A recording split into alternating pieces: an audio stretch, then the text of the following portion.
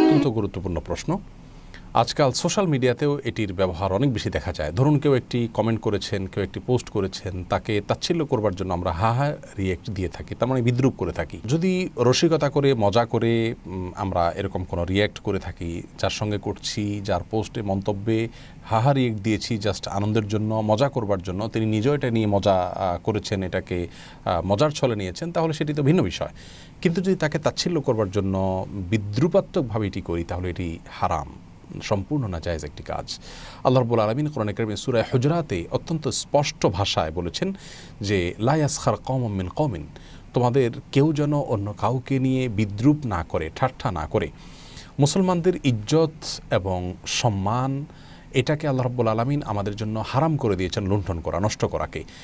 নবী করিম সাল্লাল্লাহু আলাইহি ওয়াসাল্লাম বিদায় হজের ভাষণে বলেছেন যে এই জায়গা, এই মাস, এই সময়টা যেরকম আল্লাহর কাছে সম্মানিত, একজন মানুষের ইজ্জত এরকম আল্লাহর কাছে সম্মানিত। কাউকে কোনোভাবে তাচ্ছিল্য বা বিদ্রুপ করা যায় না। আজকাল ফেসবুকে হা রিয়েক্ট দেওয়া এটা তো খুব একটা নর্মাল ব্যাপার হয়ে দাঁড়িয়েছে। যারা আল্লাহর প্রতি ঈমান রাখেন, যারা আখিরাতে আল্লাহর সামনে দাঁড়াতে হবে এটি বিশ্বাস রাখেন, যারা বান্দার ছোট বড় প্রত্যেকটা বিষয়ের জন্য আল্লাহর কাছে জবাবদিহি করতে হবে এটি বিশ্বাস রাখেন, তারা বিদ্রুপাত্মকভাবে কোনো পোস্টে, কোনো কমেন্টে হা রিয়েক্ট দিতে পারেন না। আমরা কিন্তু এটাকে দোষণীয় মনে করি না, বরং এটাকে অনেকে মনে করেন যে আমার ফেসবুকীয় বৈধ কর্মকাণ্ডের মধ্যে থেকে একটা কাজ, রুটিন ওয়ার্ক মনে করেন অনেকে। প্রিয় ভাই এবং বোন আমার, করজোড়ে আপনাদের কাছে অনুরোধ করছি আমি, আল্লাহর ওয়াস্তে কাজটি থেকে বেরিয়ে আসুন। কাউকে নিয়ে বিদ্রুপ করে কোনোভাবে হা রিয়েক্ট দিবেন না। একজন ইমানদারকে আপনি কষ্ট দিলেন, তিনি হয়তো এমন কিছু বললেন যেটি গ্রহণযোগ্য নয়, সম্ভব হলে সুন্দর ভাষায়, মার্জিত ভাষায়, যুক্তি নির্ভরভাবে আপনি তার খণ্ডন করুন, তাকে বোঝানোর চেষ্টা করুন।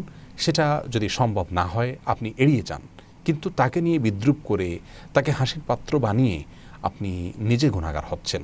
তিনি হয়তো একটি ভুল করেছেন, একটি ত্রুটি করেছেন, আপনি কিন্তু আরেকটি ত্রুটি করলেন যেটি তার ত্রুটির চাইতে অনেক বেশি জঘন্য অপরাধ হতে পারে, বান্দার হক নষ্ট করার মতো বিষয় হতে পারে। বান্দার হক নষ্ট করলে কিয়ামতের দিন কিন্তু আপনার আমলনামা থেকে সব কেটে দেওয়া হবে। অতএব ফেসবুকে হা রিয়েক্ট দেওয়া থেকে বেঁচে থাকতে হবে। ভাই আব্দুল্লাহ, আপনি যে প্রশ্ন করেছেন নির্দিষ্ট করে কাউকে নিয়ে ঠাট্টা, বিদ্রুপ বা হাসি তামাশা করা যায় আছে কিনা, স্পষ্ট উত্তর হলো এটি সম্পূর্ণ হারাম একটি কাজ। কোন অবস্থাতেই কাউকে নিয়ে হাসাহাসি করা, বিদ্রুপ ব্যঙ্গ করা ইসলাম শরীয়তের দৃষ্টিকোণ থেকে জায়েজ নয়। আমরা অনেক তথাকথিত ইসলামিস্টরাও আমরা এই কাজটি করছি।